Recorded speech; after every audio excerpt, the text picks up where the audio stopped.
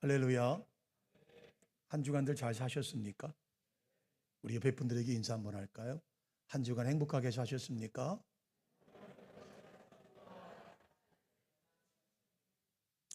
아멘 소리가 안 들려요. 그럼 안 행복하셨나요? 다시 한번. 한 주간 행복하셨습니까?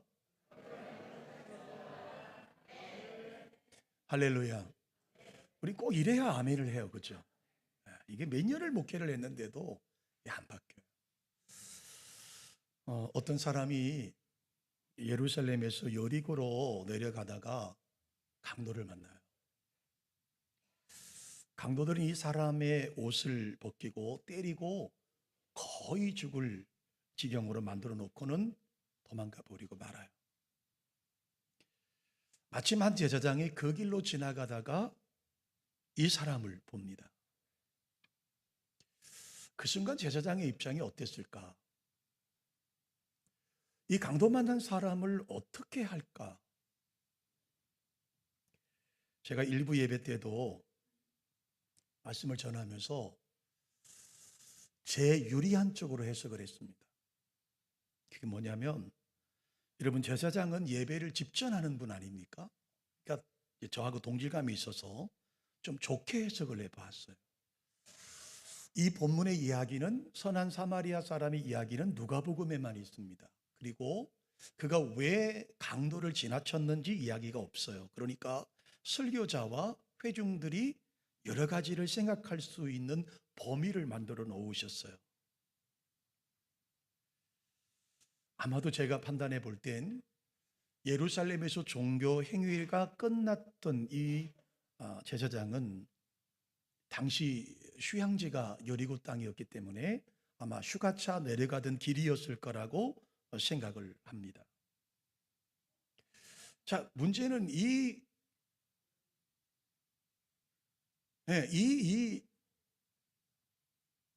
강도 만난 사람을 보던 제사장의 입장에서는 이 강도 만난 사람을 도와주려고 하니까 휴가의 일정이 망쳐지는 것이고, 또 순간적으로 제사장은 시체를 만질 수 없으니 이 사람이 죽었는지 살았는지도 알 수 없을 뿐더러, 또 그렇다고 강도 만난 사람을 그냥 버리고 간다는 것은 제사장의 양심상으로 이게 안 맞는 것이지 않겠습니까? 그래서 제가 유리하게 해석을 했습니다. 아마도 어쩌면 제사장은 빨리 여리고로 내려가서 관원들에게 이 사실을 이야기해 줘서 관원들이 와서 도와주는 것이 최선이라고 생각했는지 모르겠어요. 이게 제 해석이에요. 자, 어떤 생각을 했는지는 성경의 누가복음에 언급하지 않았으니까 설교하는 저와 회중 여러분이 이제 결심하시고 결단하셔야 되고 상상의 나래를 필 수밖에 없는 것이죠. 어쨌든 그래서 결국은 그 도와주질 않고 지나쳐 버리고 말아요. 두 번째 사람이 지나갑니다. 이번에 등장하는 사람은 레위인입니다. 여러분, 레위인은 제사장에 비해서는 하급 하위직이지만 이스라엘 사회에서는 높은 계급에 속해 있는 종교 업무를 담당하는 사람이었습니다. 그도 역시 이 강도 만난 사람을 보았지만 도와주지 않고 지나쳐 버리고 말았습니다. 자, 세 번째 사람이 지나갑니다. 이번에는 사마리아 사람입니다. 여러분, 사마리아 사람은 유대인들이 무시하는 사람입니다. 제사장과 레위인을 양반이라고 표현하면 사마리아 사람은 천민 중에 천민에 속하는 사람이었습니다. 그런데 이 사마리아 사람은 강도를 만나 쓰러져 있던 그 사람을 불쌍히 여겨서 도와주기 시작하죠. 그러니까 이 말씀만 비교보면 앞에 제사장과 레위인은 불쌍한 마음이 없었던 것이죠. 자, 이 사마리아 사람은 어떻게 합니까? 쓰러져 있는 사람을 다가가서 상처에 기름과 포도주를 붓습니다. 이것은 아주 응급적인 행위를 말하고 있는 것이죠. 자, 응급치료를 하고 나서 자기가 타고 가던 말에 이 사람을 태우고 주막으로 갑니다. 그리고 하룻밤을 함께 보내면서 그 사람의 상처를 꼼꼼하게 치료해 주고 있습니다. 본인도 볼 일이 있기 때문에 계속 머무를 수가 없어서 사마리아 사람은 환자가 완전히 회복하도록 거기에 계속 머물게 하고 돈을 지불하죠. 그리고 주막 주인에게 말합니다. 이 돈으로 충분할 텐데 부족하면 제가 돌아오다가 다시 와서 지불하겠습니다. 그러니 이 사람을 잘 돌봐주십시오. 여러분, 적어도 교회를 다니는 저와 여러분들은 이 이야기를 이미 알고 있는 이야기입니다. 그리고 이 이야기가 무엇을 말씀하고 있는지도 우리는 알고 있습니다. 주일학교 학생들이나 학생의 학생들이 이 본문을 가지고 하나의 대본을 만들어서 연극해도 참 좋은 내용일 수밖에 없습니다. 그리고 그 이야기가 무엇을 이야기하는지 우리 너무나 분명하게 잘 알고 있습니다. 여러분, 상징적인 두 사람이 기록되고 있죠. 종교적인 업무를 담당하던 제사장과 레위인이 있고요. 그리고 유대인들로부터는 무시를 당하지만 인간, 휴머니즘을 대표할 수 있는 그 인간의 대표라고 말하는 사마리아 사람이 여기 있습니다. 그런데 종교를 담당하던 사람들은 종교의 본질을 외면했고 인간의 상징성을 가지고 있던 사마리아 사람은 대래 반대의 행동을 하게 됐죠.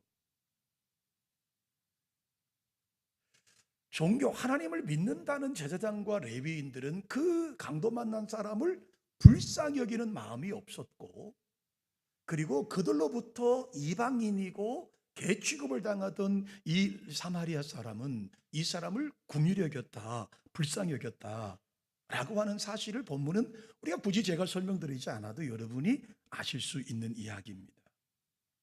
자, 여기까지의 설명을 모르거나 인정하지 못하는 사람은 아무도 없을 것입니다. 문제는 그 다음입니다.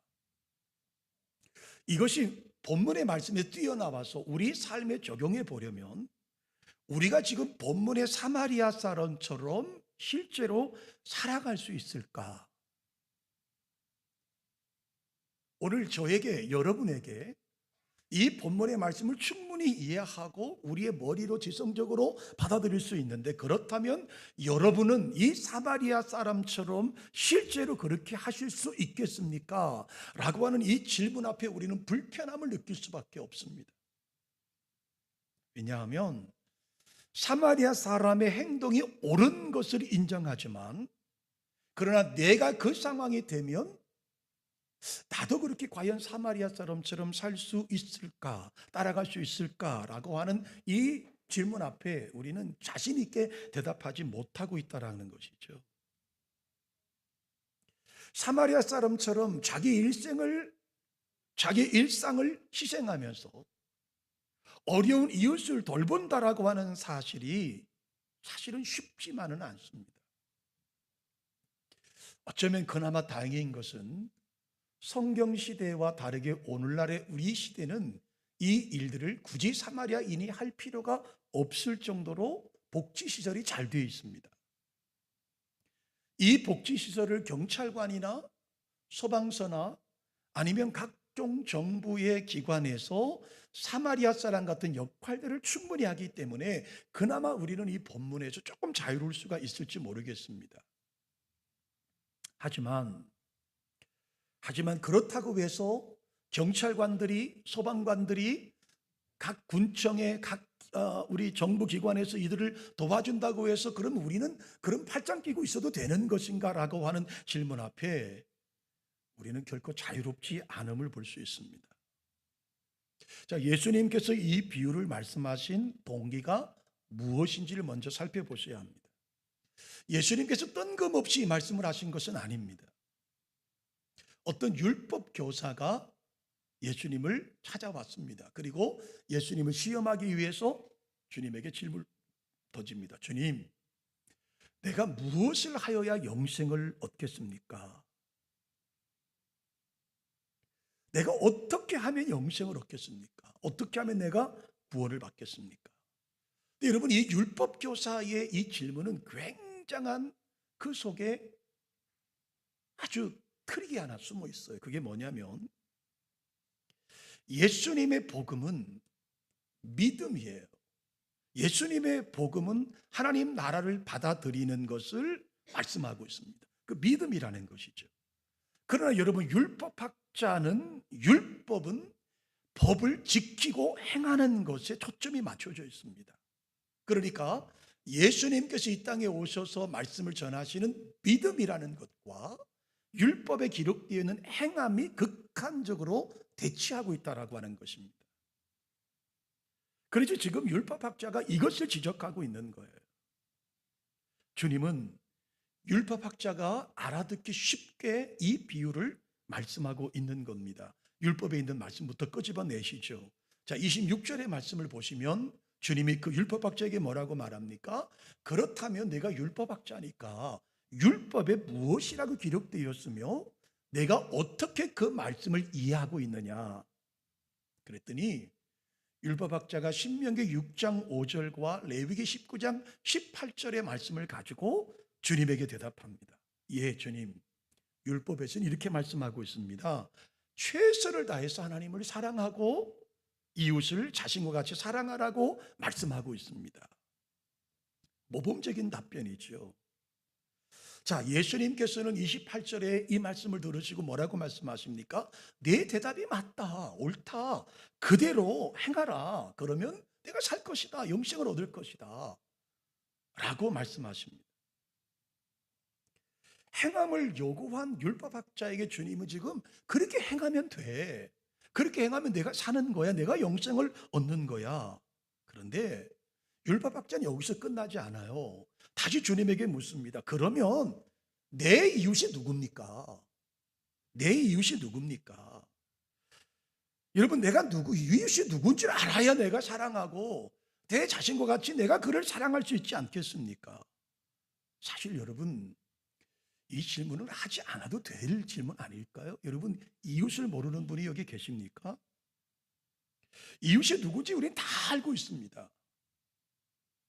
사실 이 질문 속에 내 이웃이 도대체 누굽니까? 내가 이웃을 알아야 내가 사랑하지 않겠습니까? 라고 하는 이 율법 교사는 자기가 꽤 괜찮은 사람이라는 것을 어필하고 싶었던 것이죠. 적어도 율법학자는 나는 율법의 근본을 깨달은 사람이고 나는 이웃을 실천해라고 하는 마음이 적어도 있는 사람인데 그 이웃을 어떻게 내가 이웃이 누군지를 말씀해 주시면 내가 그렇게 하겠습니다 라고 말하는 거예요. 여러분, 목사는요 여러 가지 일을 합니다. 그 중에 하나가 상담을 합니다. 우리 성도님들도 저를 찾아오신 분도 계시고 노예나 우리 또 속해 있는 분들이 또 상담하기도 합니다. 그런데 상담할 때마다 두 종류의 사람을 봐요. 하나는 정말 목사님의 의견을 듣고 목사님 말씀을 따르겠다고 오시는 분들이 계세요. 그런데 한 부류는요, 이미 자기의 생각을 결정하고 찾아오는 분들이 계세요. 목사님이 어떻게 말씀하시든 제 생각대로 갈 겁니다. 닭을 왜 찾아왔느냐? 목사님께서 내가 생각하는 것을 지지를 받고 싶은 분들이 많으세요. 특히 교회의 노예에 어떤 어려움들이 생기면 많은 교회의 지도자들을 만나보면 대부분이 거기에 머물러 있습니다.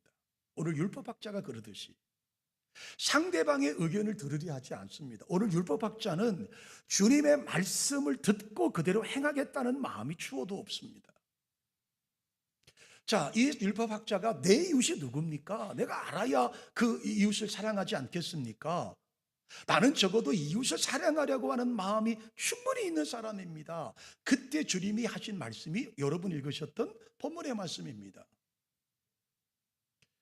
그때 주님께서 그 율법학자에게 주셨던 말씀이 선한 사마리아인의 비유의 말씀이에요.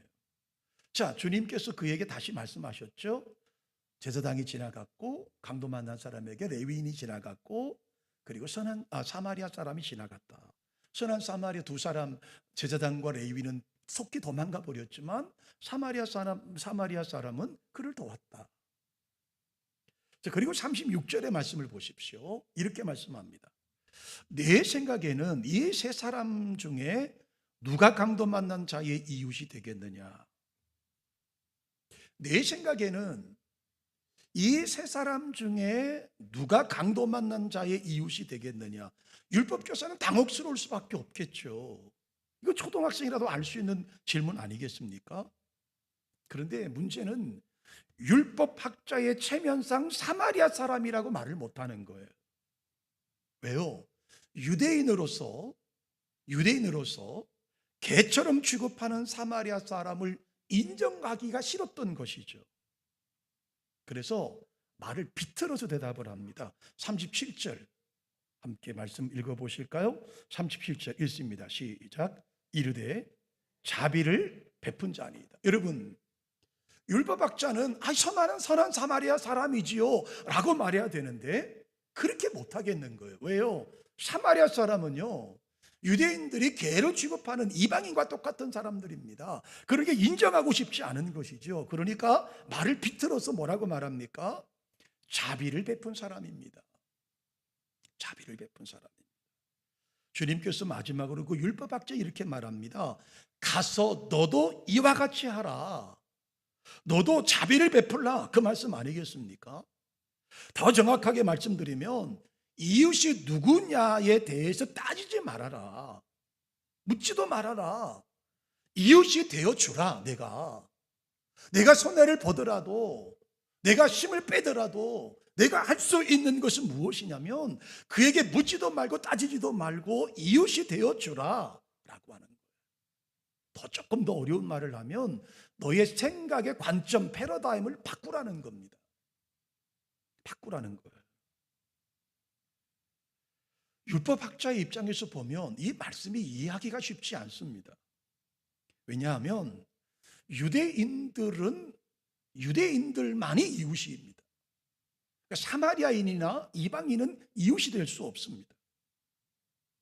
그러므로 유대인들에게 있어서, 특별히 오늘 율법학자에게 있어서는 이웃이라고 하는 그 관점이 이미 유대인이라고 하는 것이 정해져 있습니다.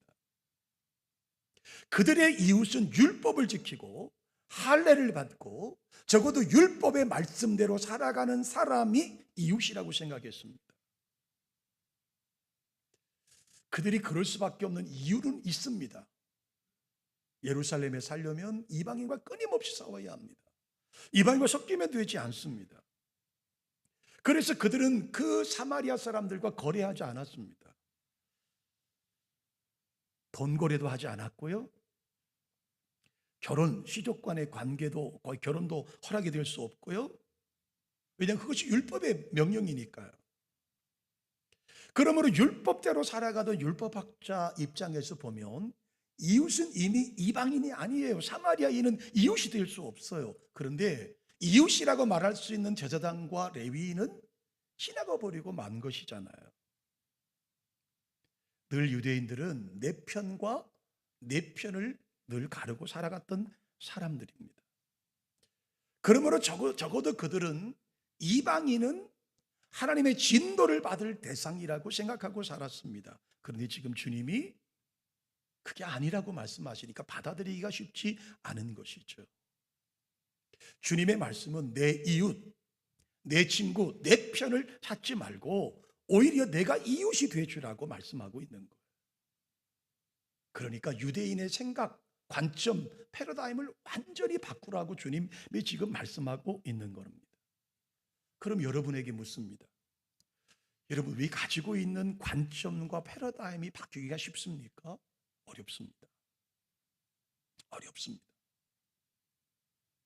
같은 말씀과 맥락을 같이 하는 말씀이 요한복음 9장에 나와 있습니다. 예수님과 제자들이 길을 걸어가시다가 소경을 만납니다. 시각장애인을 만납니다. 당연히 제자들의 시각 속에는 이런 시각이 있었어요. 유대인들에게. 시각장애인이라는 사람을 만나고 나서 주님에게 이렇게 질문합니다. 주님, 이 사람이 맹인이 된 것은, 소경이 된 것은, 맹인으로 태어난 것은 부모의 죄가 있어서 그럴까요? 아니면 태중에 있던 아기가 죄가 있어서 그럴까요? 라고 주님에게 묻습니다. 그게 유대인들의 사고방식이었습니다. 그들의 패러다임, 관점이었다는 것이죠. 그러니까 그들의 생각엔 그 태어날 때부터 앞이 보이지 않는 소경의 입장에서는 누군가의 죄로 인해서 그 죄의 결과가 시각장애 되었다라고 생각을 한 것이죠. 주님이 뭐라고 대답하시죠? 주님은 전혀 다르게 대답하십니다. 이 사람의 죄도 아니고 그 부모의 죄도 아니라. 이렇게 그가 시각장애인 소경으로 태어난 것은 하나님의 일을 나타나게 하기 위한 것이라. 그리고 그의 눈을 고쳐주셨어요. 늘 유대인들은 내 이웃이 누구냐, 유대인이냐 라고 하는 관점에 살아가고 있는 그들에게 주님은 지금 내 이웃이 되어주라 라고 말씀합니다. 여러분, 사람들을 바라보는 관점, 사람에게 숙명적으로 주어지는 불행과 죽음에 대한 관점을 바꾸라는 겁니다. 자, 그러면 다시 본문에 돌아가 보십시다. 자, 주님께서 내 이웃이 누구냐, 그 강도 만난 사람의 이웃이 누구냐라고 말하니까 율법학자가 뭐라고 말합니까? 자비를 베푼 사람이 큽니다. 사마리아 사람이라는 말을 차마 못하니까요. 너도 그렇게 해라, 너도 그의 이웃이 돼주라. 여러분, 결론이 없어요. 율법 교사는 깨우침을 받고 돌아갔을까요? 아니면 포기하고 돌아갔을까요? 예수님 말씀에 무릎을 꿇고 예, 제가 그렇게 하겠습니다 라고 하고 돌아갔을까요? 아니면 말도 안 되는 소리라고 돌아갔을까요? 결론이 없어요. 본문은 아무 말도 하지 않습니다. 그럴 수도 있고 그렇지 않을 수도 있습니다. 그런데 훨씬 그렇지 않고 돌아갈 확률이 훨씬 큽니다. 왜냐하면 생각의 틀을 바꾼다는 게 쉽지 않기 때문입니다.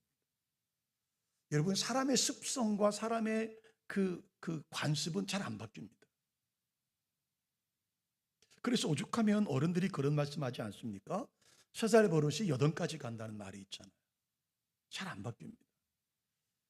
저도 제 자신의 설교를 제가 계속 모니터링을 하면서도 제가 좀 삐딱하고 말이 빠르고 이런 것들을 고치려고 하는데 잘 안 고쳐집니다. 안 고쳐져요. 제가 제 영상을 다시 봐도 좀 삐딱하고 여전히 말은 빠르고 안 고쳐져요. 바꾸는 게 쉽지 않습니다.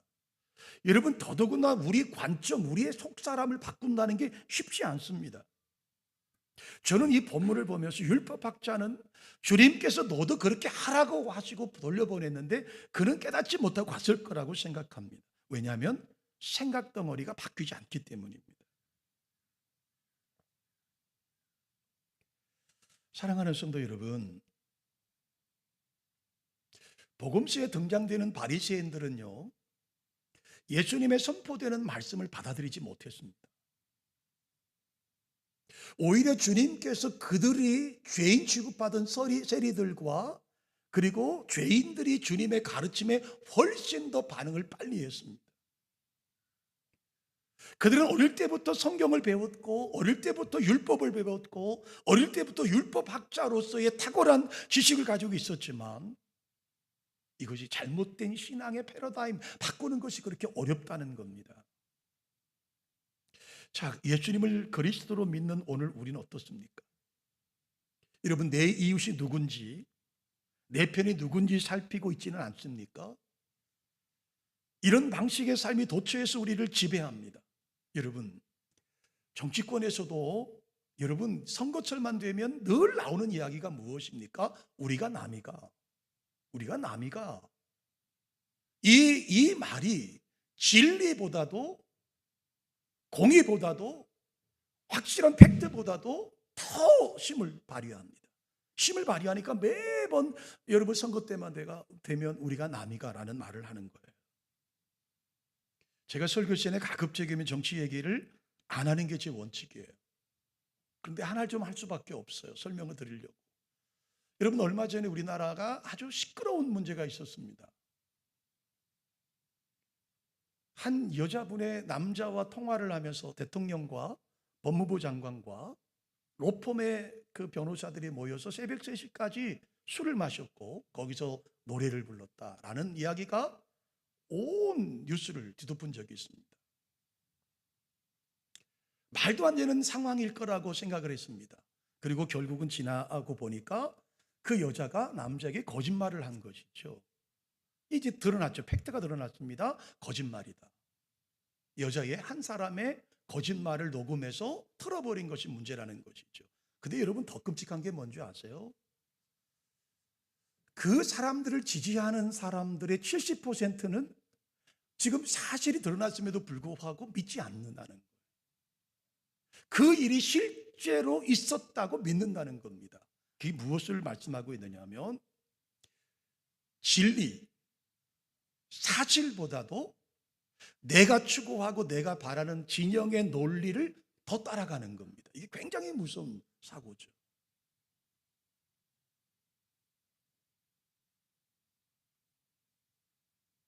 여러분, 오늘 우리가 그렇게 살고 있지 않을까요? 하나님 앞에서 믿음을 가지고 살아가는 우리들마저도 저 사람이 내 편인가 아닌가를 따지고 있지 않을까요? 여러분, 본문에 등장되는 사마리아 사람은 이 강도 만난 사람이 내 편인지 아닌지 확인하지 않았습니다. 이 사람이 유대인인지 아닌지 이방인인지 확인하는 법이 없습니다. 이 사람이 도덕적으로 괜찮은 사람인지 어떤 사람인지 확인하지 않았습니다. 그가 유대인인지 아닌지 더더욱 중요하지 않았습니다. 그냥 그의 속에 불쌍히 여기는 마음이 그 마음이 있었던 것이죠. 여러분, 이것이 이웃이 되어주는 것입니다.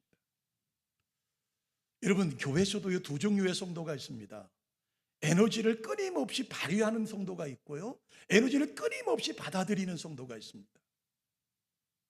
제가 늘 제 스스로가 다짐하는 게 있습니다. 절대로 가장 낮은 자리에 처하는 사람이라도 포기하지 말자. 여러분, 우리 교회 여러분이 정성을 다하고 정말 공을 들였는데도 불구하고 어느 날 가서 보면 다시 그 자리에 가는 사람이 있습니다. 상담을 하고 오랜 시간을 에너지를 다 쏟아서 도와줬는데 다시 그 자리에 머무른 사람을 볼 때마다 낙심할 수밖에 없죠. 근데 오늘 본문은 이렇게 말합니다.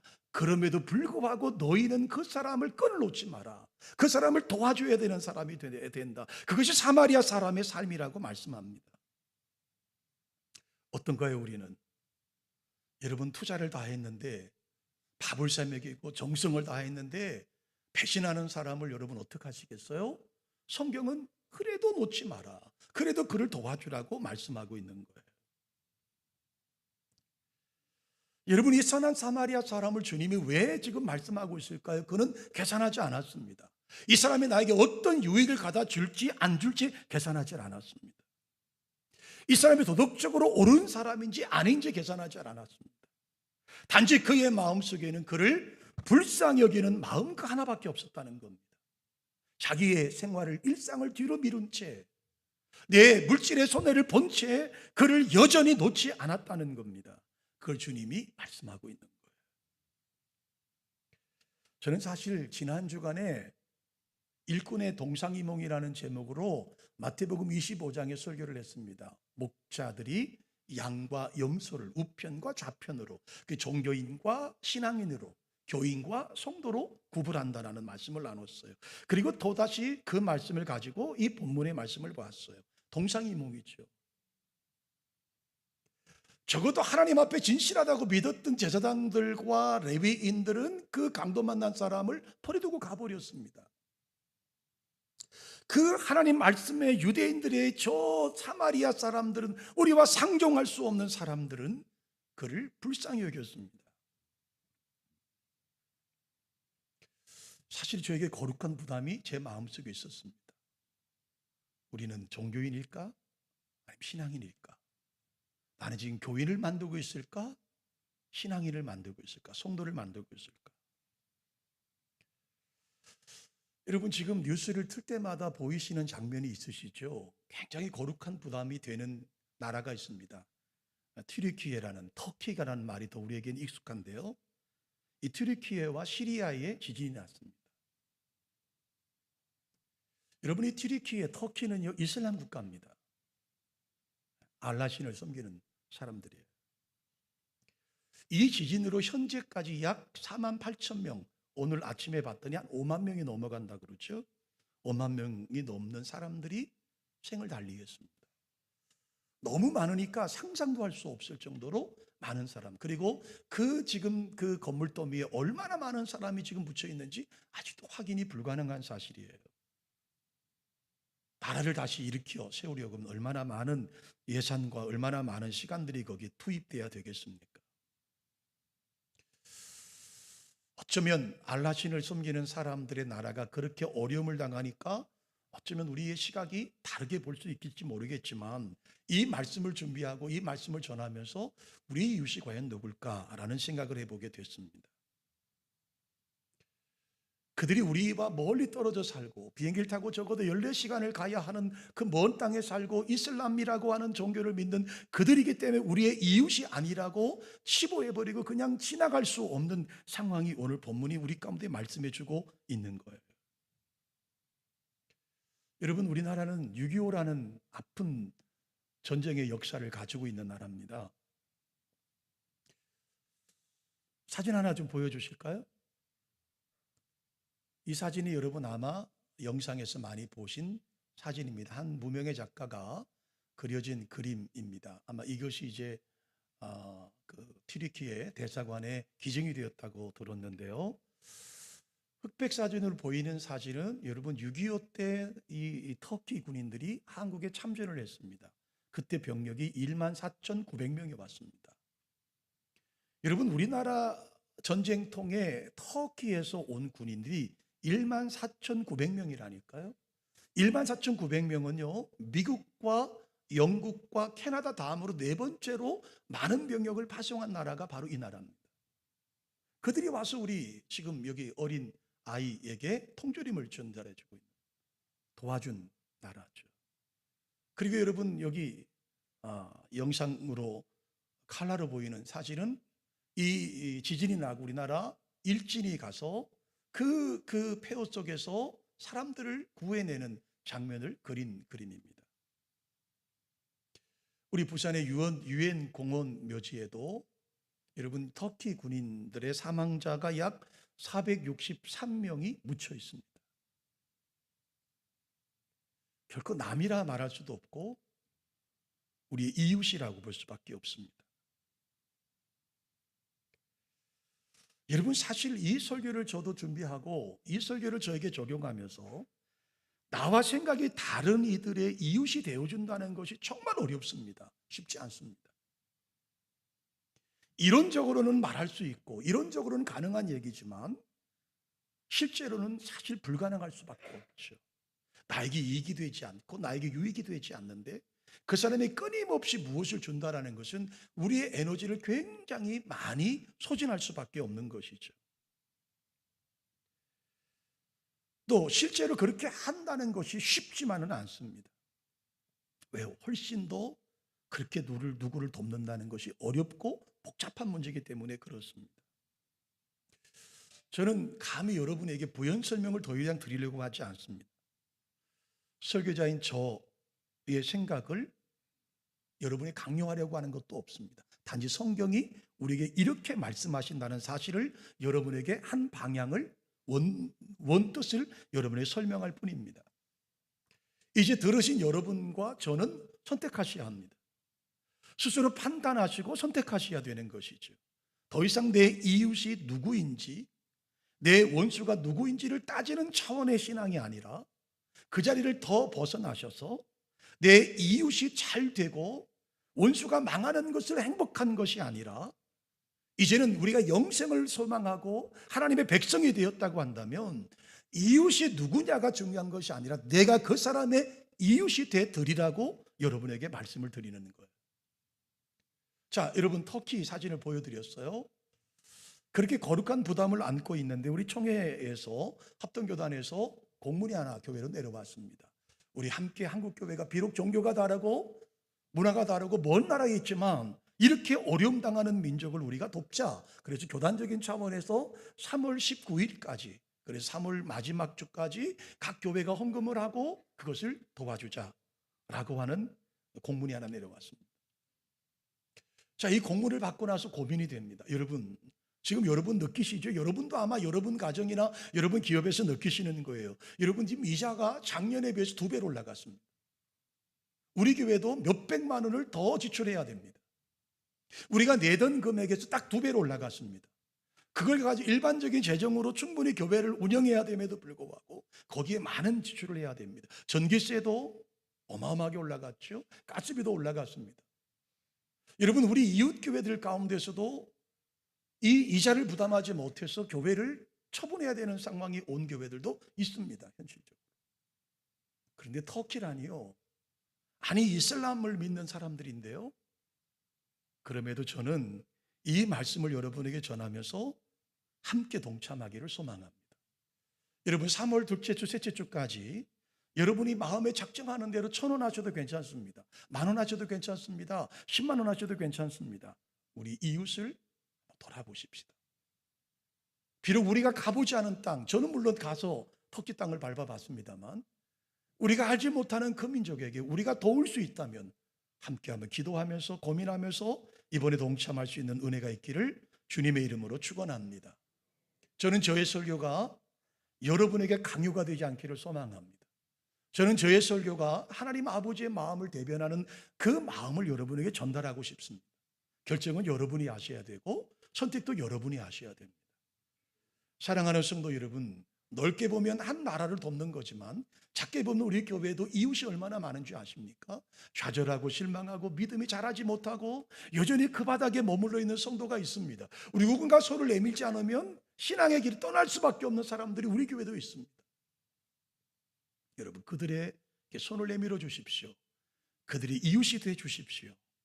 그들이 다시 회복할 수 있는 그 이웃이 여기 계신 모든 분들이 되어 주시는 은혜가 되시기를 주님의 이름으로 축원합니다.